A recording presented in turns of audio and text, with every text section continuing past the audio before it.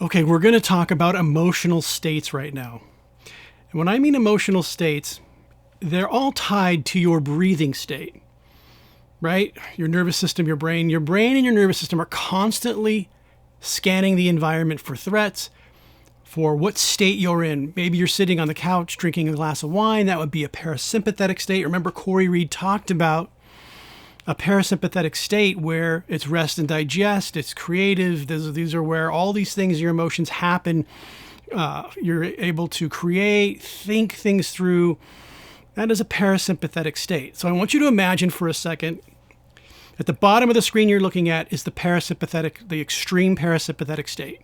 And at the top of the screen here is the sympathetic state. Remember, sympathetic state.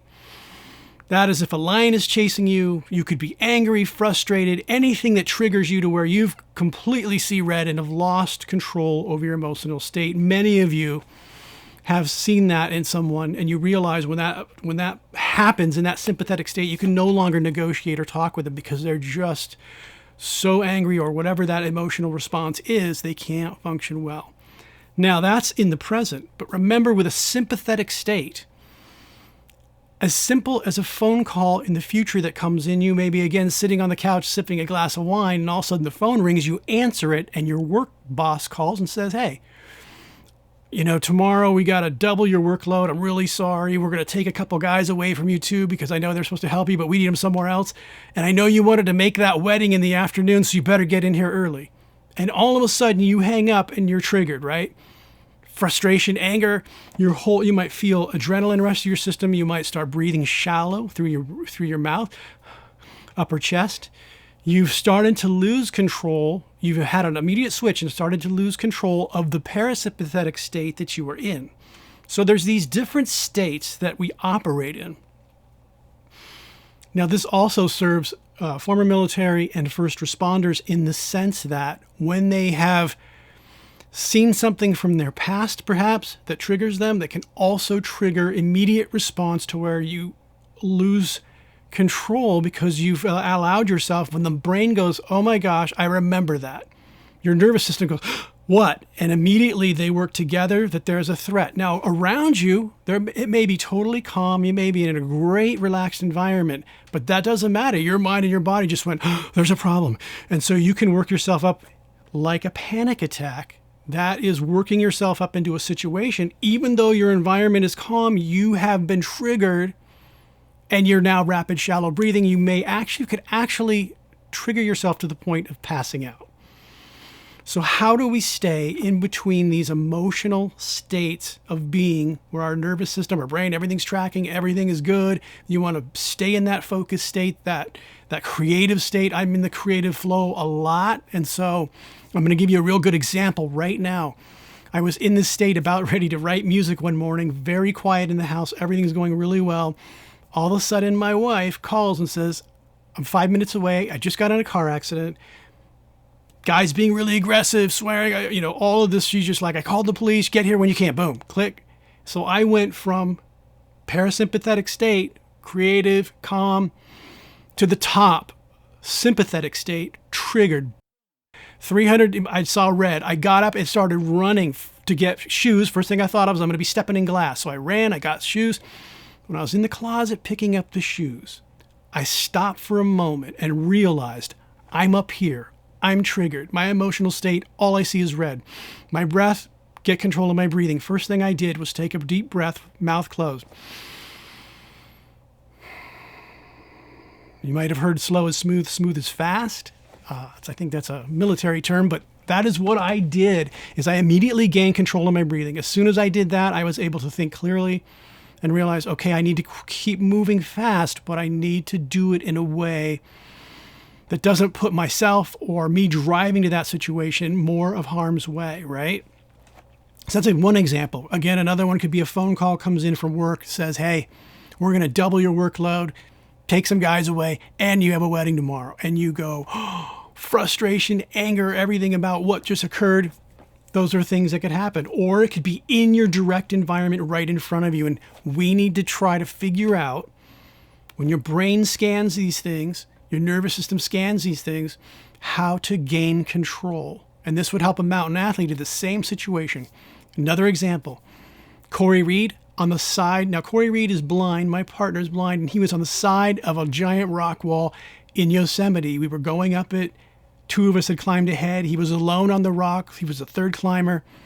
Got to a spot where he couldn't find any handholds because he can't see him. And so he's feeling around, getting frustrated, losing energy. Remember, he's balancing on this rock. It's very difficult. He went into a breathing state to calm himself down. He did box breathing in that case. So we've talked about 4-8. We've talked about 5.5 resonating breathing. That's in one of the modules if you go back.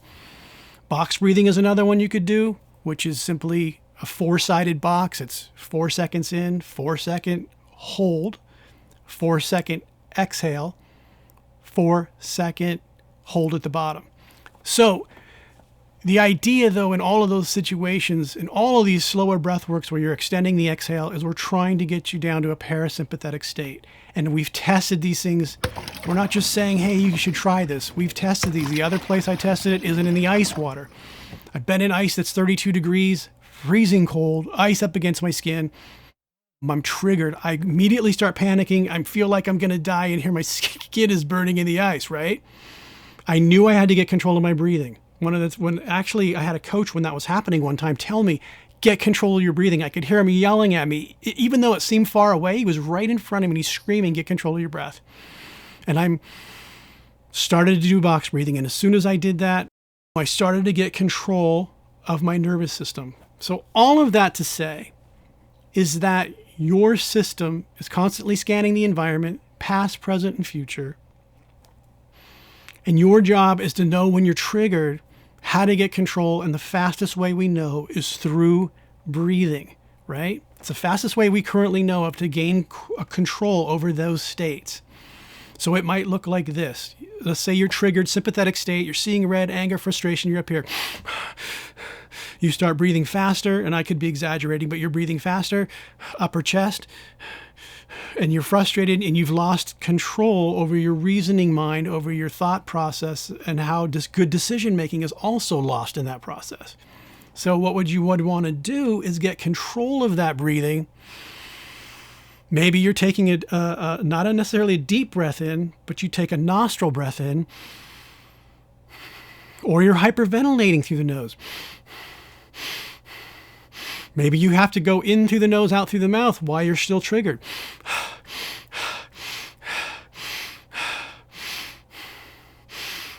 Trying to bring that heart rate down, trying to bring down that level of sympathetic frequency that's way up here. Ideally, you'd want to get to a point where you can't even hear yourself breathing. You're now inhaling through the nose and exhaling through the nose, no longer through the mouth. That is someone who has gained control of their breathing, who understands in a very tense, difficult situation. Another place that could happen is at high altitude. Mountain sickness headaches tend to trigger a sympathetic state, a higher sympathetic state, because you have a lack of oxygen, and so your body's under a tremendous strain. We're trying to gain control of our breath. We're doing 4-8. We're moving slower. We're trying to keep a closed, balanced system through that hostile environment with a lack of oxygen. So that is what I'm giving you today. It is staying between these two lines of a sympathetic state and a parasympathetic state, using the breath to calm you down and bring you back to a relaxed and controlled state.